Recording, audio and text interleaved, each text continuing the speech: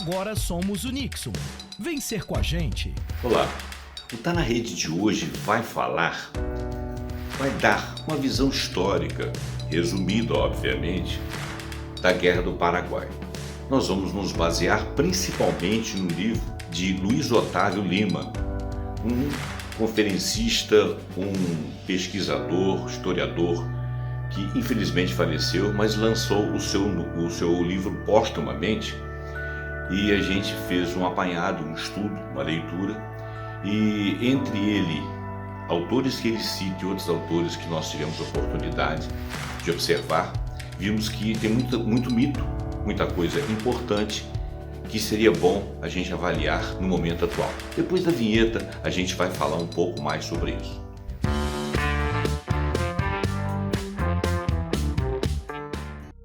A bacia formada pelos rios Paraguai, Paraná e Uruguai, tendo o rio de deságue, o Prata, e portanto a bacia do Prata, o resultado do encontro dos dois últimos rios na bacia do Prata e essa por sua vez no Oceano Atlântico, era sumamente importante para os países, para todos os países ali da região. O deságue se dá exatamente no trocamento aí de Uruguai com a Argentina, e os rios vêm Paraguai, Paraná, e muitos deságuam ali no Prata, que por sua vez na formação da bacia deságua no mar. Aquilo ali era uma hidrovia de entrada para o continente, de saída para produtos, inclusive com viabilidade para o Oceano Atlântico e contornando para o Oceano Pacífico, se fosse o caso. As fronteiras elas eram muito fluidas entre os países. As divisões logo depois das guerras de independência não estavam muito bem demarcadas. Dentro do território que seria a Argentina, haviam correntes disputando hegemonia e tentativa de unificação. O próprio Paraguai, uma área em disputa com a Argentina e com o Brasil com o Paraguai, com o próprio Uruguai, já havia tido a Guerra Cisplatina. Então aquelas fronteiras ali eram muito fluidas, e principalmente pelas questões de demarcação, não só das próprias fronteiras, como pelas hidrovias naturais necessárias aos quatro países. O escoamento de produtos de produção nacionais, obviamente, se fazia por aqueles rios, pela bacia, e isso era motivo de disputa. O deságue dessa bacia, conforme eu disse, seria na bacia do Prata, por sua vez, do Oceano Atlântico. Obviamente que ali, quem controlasse a bacia ficaria hegemônico em relação aos outros países, motivo pelo qual isso sempre foi motivo de discórdia. À frente dos esquadrões que operavam modernos canhões e empunhavam fuzis, homens lutavam corpo a corpo à moda da antiguidade, com lanças, espadas, sabres e punhais. O governo de Solano Lopes começou efetivamente em 1862, em ocasião da morte do pai Carlos Lopes. O Paraguai era uma nação essencialmente agrária, possuía sistemas de educação e saúde precários, embora com alguns incentivos por parte do presidente Carlos Lopes, e havia passado por uma modernização mais robusta nos meios militares. Modernização essa realizada com capital e auxílio de técnicos ingleses. Havia uma promíscua relação entre os interesses do Estado e os da família Lopes, a qual soube se tornar a maior proprietária privada do país enquanto esteve no poder. Havia muitos problemas, inclusive e principalmente de igualdade social. Solano tinha sonhos imperialistas, queria uma expansão que construiria o que chamava de o Grande Paraguai, um território que incluía não apenas a região já controlada pela nação, mas também áreas do Uruguai, da Argentina e do Brasil. No nosso caso, o Paraguai queria o Rio Grande do Sul e o Mato Grosso do Sul. Solano, inclusive, incentivou demais a indústria bélica e promoveu um alistamento militar obrigatório e gigantesco. Uma questão central à época era a navegação do Rio Paraguai. Segundo o rio em extensão fluvial da América do Sul, o Rio Paraguai percorre 2.621 quilômetros até desaguar na Bacia do Prata. 2/3 do seu curso situa-se em território brasileiro, ao longo dos estados de Mato Grosso e Mato Grosso do Sul. Num curto trecho, divide o Brasil do Paraguai para, antes de se juntar ao Rio Paraná, transitar apenas em território paraguaio. Na época, essa era a melhor via de acesso à nossa província do Mato Grosso. Afinal, a região de estradas precárias e sem ferrovias precisava da navegação nessas hidrovias. Veja bem, o Paraguai ele possuía um contingente incrível, de incríveis 64 mil soldados, além de reservistas, mais ou menos na faixa de 12 mil, 18 mil. O exército brasileiro, na época, não era algo organizado. Ao contrário, era uma quantidade desorganizada de apenas 18 mil homens, considerando que a nossa população era muito superior à do Paraguai. Ok? Inclusive, o nosso território é infinitamente superior ao do Paraguai. Um território continental que precisariam de forças que estivessem distribuídas para a proteção de suas fronteiras, né? O nosso contingente era muito menor e muito mais desorganizado. À medida que a guerra avança, no entanto, e o Brasil está nela, à medida que a guerra avança e toma corpo, o Brasil começa a sofisticar as suas entradas, a sua campanha. Em 7 de janeiro de 1865, o Império decide criar os Voluntários da Pátria, ou seja, parte para conquistar voluntários que possam lutar e serem treinados pelo Exército. Muitos queriam ser voluntários. Mais tardiamente, depois que a guerra se arrastou além um pouco do normal, esses voluntários começaram a ser pegados no laço, porque todo mundo sabia o que estava acontecendo nas frentes de batalha. E, obviamente, ninguém queria ir para lá passar fome, frio, pegar doença e morrer. Muitas vezes essa chamada de voluntários foi compulsória, mas no cômputo geral existiam de fato os voluntários da pátria que vestiram a camisa do Exército Brasileiro em defesa do país, o que fortaleceu muito a ideia do Exército, né? Entre esses voluntários e não voluntários tinha escravos, nobres, brancos, negros, mulatos, índios, pobres, analfabetos, mestiços, fazendeiros, oficiais de carreira, soldados, que lutaram lado a lado uns com os outros, sofrendo o mesmo treinamento, passando pelas mesmas vicissitudes da guerra. Tinha inclusive mulheres que iam com seus maridos, né? Muitas mulheres cuidavam de doentes da alimentação, algumas chegaram ao cúmulo de lutar e algumas foram grandes enfermeiras, como o caso que despontou lá da Ana Nery, que a gente não vai delongar aqui porque é um assunto à parte, mas uma valorosa brasileira que tem até o nome reconhecido nacionalmente. Mais para frente a gente pode vir a falar dela. Em 1850, vários tratados envolvendo os governos dos 4 países mantiveram essa navegação que a todos interessava. O governo paraguai começou a criar obstáculos decisivos à navegação brasileira no Rio Paraná. Dom Pedro então teme que num futuro haja necessidade de haver enfrentamento. No contexto das nações latino-americanas, o Brasil no reinado de Pedro II passava por grandes transformações, ciclo do café, borracha, cacau, investimento em novas tecnologias, linha de telégrafo, comunicação e transporte. Construíram-se navios a vapor nos estaleiros do Rio, foram abertas ferrovias e rodovias, e mais tempo à frente, a energia elétrica, siderurgia, construção de açudes, aquisição de maquinários, firmou-se o setor têxtil, entre outros avanços, até Dom Pedro sofrer o golpe da República e ser banido do país. Em tempo, é importante dizer que Dom Pedro era homem de cultura e por isso a vida cultural e a imprensa ganharam grandes impulsos. Havia muitos interesses de fazendeiros gaúchos no Uruguai. O governo brasileiro reivindicava ao governo uruguaio atender a esses fazendeiros em suas demandas eventualmente. O partido que comandava o Uruguai era o Blanco de Aguirre, apoiado pelos federalistas da Argentina e pelos paraguaios de Solano. Urquiza, que era dos federalistas argentinos das províncias de Entre Rios e Corrientes, era opositor do governo de unificação argentina, cujo presidente era Bartolomeu Mitre, esta centrada em Buenos Aires. Solano diz que se o Brasil e Buenos Aires intervirem no Uruguai, seria declarada a guerra. O governo brasileiro intervém no Uruguai junto com o governo argentino e coloca o Partido dos Colorados no poder. Solano Lopes, para defender os parceiros blancos do Uruguai, apreendeu um navio brasileiro no Paraguai. Logo, em seguida, invade o Mato Grosso do Sul e invade a Argentina com o intuito de chegar ao Uruguai e ajudar os blancos a enfrentar colorados e brasileiros. Venâncio Flores assume o governo pelo Partido Colorado. Neste momento, Solano passa a ter os 3 países contra ele: Brasil, Argentina e Uruguai. Aí se estabelece a aliança por problemas de política local, primordialmente. Morreu muita gente de todas as partes. A morte, a maneira como foram feitas as mortes, vocês vão ver no texto, é uma coisa bastante complicada, analisando há 150 anos atrás, esse tipo de carnificina, esse tipo de luta ainda levou o nosso continente a esse momento histórico desagradável.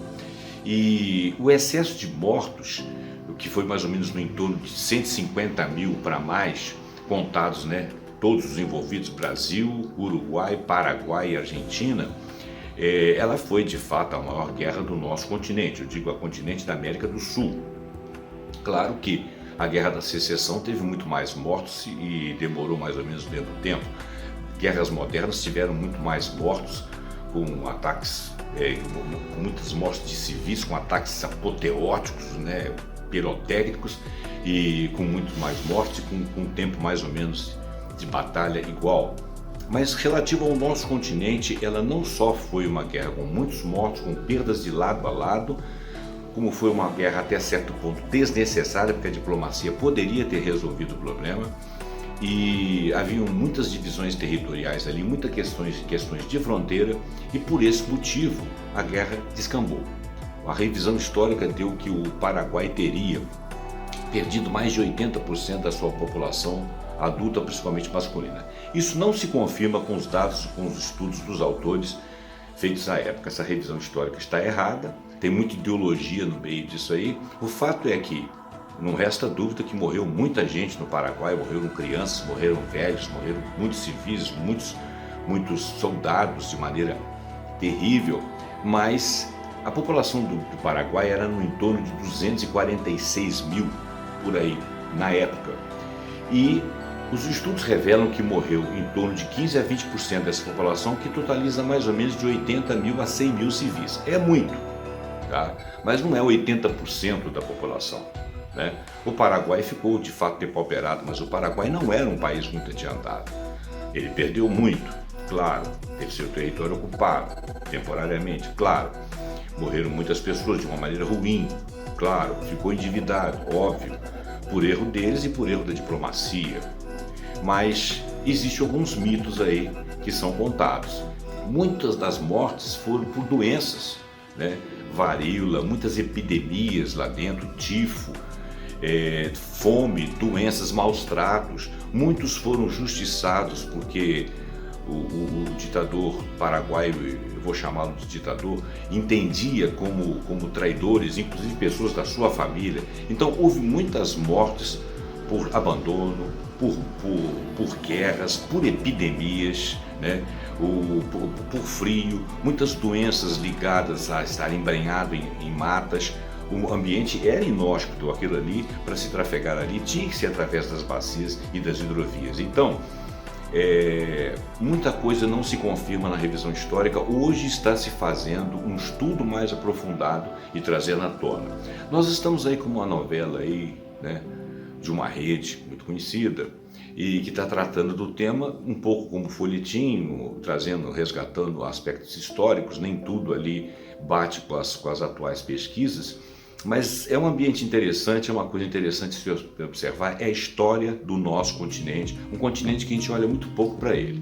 Durante o século XX, em alguns momentos, as revisões históricas esbarraram numa interpretação de que, dado que o Paraguai era desenvolvido, quase sem analfabetos, e que competia com a Inglaterra em manufaturados, a Inglaterra então havia desincumbido a Tríplice Aliança para deter o progresso do Paraguai, como uma guerra a qualquer pretexto. Um estudo minucioso demonstra que esta fora uma interpretação errônea do conflito. A mente de Solano era sim de expansão. Encontrou eco nos interesses dos vizinhos na Argentina, ainda não unificada, posto que nesse período coexistiam na Argentina correntes políticas divergentes, os centralistas de Buenos Aires e os federalistas, e as disputas partidárias no Uruguai entre brancos e colorados, sendo que os últimos guardavam interesses de fazendeiros brasileiros em seu seio, o que despertou apoio por parte do governo imperial. Em 1863, o governo imperial, após inúmeros incidentes que envolveram a atuação do embaixador inglês e a ação da marinha inglesa, que apreendera embarcações brasileiras, esta estava fundeada no Rio de Janeiro, rompeu relações diplomáticas com a Inglaterra. Isso distanciou a posição brasileira dos interesses ingleses. Com isto fica visível que a Inglaterra não tinha livre trânsito diplomático para colocar o Brasil e seu império em uma contenda meramente por seu interesse em um conflito com o vizinho Paraguai. Ao contrário do Brasil, o Paraguai tinha ótimas relações com a monarquia inglesa. O novo governante argentino Bartolomeu Mitre aproxima-se dos colorados uruguaios e defende a livre navegação dos rios da Bacia do Prata. Solano Lopes, por sua vez, aliou-se aos blancos, então no poder no Uruguai, e aos adversários federalistas de Mitre, na Argentina. O estopim da guerra então surge em setembro de 1864. Uma esquadra comandada pelo almirante Tamandaré é enviada ao Uruguai, onde os blancos estavam no poder, para averiguar supostas violências praticadas contra brasileiros que lá moravam. Ao ajudar a colocar no poder os colorados, fato temido por Solano, este começa a guerra com a invasão do Mato Grosso. Os historiadores atestam que o conflito foi o mais sangrento da história das Américas, ou melhor, da América Latina, além das perdas humanas pelo lado brasileiro. Quando a guerra começou, o país veio a tomar empréstimos cada vez maiores da Inglaterra. Nunca poderia ter se sustentado a guerra sem esses empréstimos. Segundo historiadores, a Batalha de Acosta Nu foi o símbolo mais terrível da crueldade dessa guerra. Ela foi travada em 16 de agosto de 1869. A batalha foi protagonizada do lado paraguaio por crianças e adolescentes. O seu impacto foi tão forte que a data do Dia das Crianças acabou sendo essa data. Derrotado pelas tropas aliadas brasileiras, argentinas e uruguaias, que já haviam ocupado a capital paraguaia, Assunção, o ditador recusou-se à rendição e refugiou-se na cordilheira. Sem meios de se defender, usou como escudos velhos, mulheres, crianças e adolescentes que foram trucidados pelas tropas adversárias. Começava ali o grande massacre em que milhares de paraguaios foram mortos. Os efetivos paraguaios no último ano do conflito eram formados apenas por crianças, mulheres e idosos que usavam como armamento pedras, madeira e tijolos. Inabilidade política fez da fase final da guerra uma tragédia. Segundo nos diz Laurentino Gomes, o conflito, que poderia ter acabado com um acordo razoável para vencedores e derrotados, se prolongaria muito além do necessário. O resultado foi o massacre de meninos paraguaios. A guerra começou em 1865 e poderia ter acabado em janeiro de 1869 com a ocupação da capital paraguaia Assunção. Essa era pelo menos a tese defendida por Luiz Alves de Lima e Silva, o Duque de Caxias. Ele acreditava que a caçada a Solano era inútil, porque àquela altura o ditador já não tinha mais condições de reagir. Caxias, contra a vontade do imperador, firma o pé e retorna antes da captura de Solano Lopes, decretando seu fim na guerra. O genro de Dom Pedro, Conde de, assume o comando das tropas e ela se mantém por mais de um ano. A continuidade da guerra teve como resultado, além de uma carnificina, vamos chamar assim, desnecessária, porque no prosseguimento da guerra, como nós vimos, morreram pessoas realmente que não tinham capacidade sequer de se defender, quanto mais de serem exércitos, e alguns que eram civis. E então essa carnificina de fato foi desnecessária e ela criou um ressentimento que até hoje existe acumulado na fronteira dos países envolvidos. O Paraguai ainda se ressente. É interessante que a figura de Solano Lopes no Paraguai é tida como a de um herói nacional. Muitos nomes daquelas pessoas ali envolvidas na guerra, uma guerra em que o Solano definitivamente não estava certo. É claro que houve uma inabilidade política geral ali dos 4 países envolvidos, mas o Solano, tendo necessidades de expansão pessoais particulares dele, sendo uma pessoa que controlava o país, inclusive sendo um dos maiores proprietários de terra do país, obviamente que ele é o maior culpado, pelo menos em relação ao país dele. Mas lá ele é visto como um general que estava organizando o país para enfrentar o mundo e expandir, o que não é. A história está mostrando que isso não era verdade. Depois que o Caxias foi embora, não quis voltar para o fronte de guerra, porque achava desnecessário, contrariando o Dom Pedro, o Conde D assumiu o comando das tropas. Mas ele era muito incipiente, cometeu alguns erros, em alguns momentos, talvez não por índole, mas por questões de estar no fogo das reações humanas, vamos dizer assim, com a cabeça perdida. Muitos foram degolados e a comando dele próprio, ele estando junto ali. E ele fez uma coisa interessante: depois que se estabeleceu o governo provisório, ele fez a libertação dos escravos. É interessante dizer que essa libertação dos escravos foi feita mais ou menos em torno de 1869 e a libertação dos escravos no Brasil só veio em 1888, ok? Bom, é possível demarcar neste período, inclusive, o nascimento, vamos dizer assim, de um exército. Quando eu digo nascimento de um exército, é a expectativa de você ter uma coisa estabelecida, uma corporação que se respeite, que seja respeitada pela população. Então nós vamos chamá-la de coeso, bem organizado, mas essa organização, esse brio, esse gosto pela farda, esse gosto pela organização, pela importância e pelo significado de defesa da pátria, levou à queda do próprio Império, porque foram os militares que fizeram no golpe a proclamação da República em novembro de 1889. Claro que existem aspectos políticos envolvidos, a coisa não é tão simplória e tão linear, nós teríamos que fazer uma análise disso também.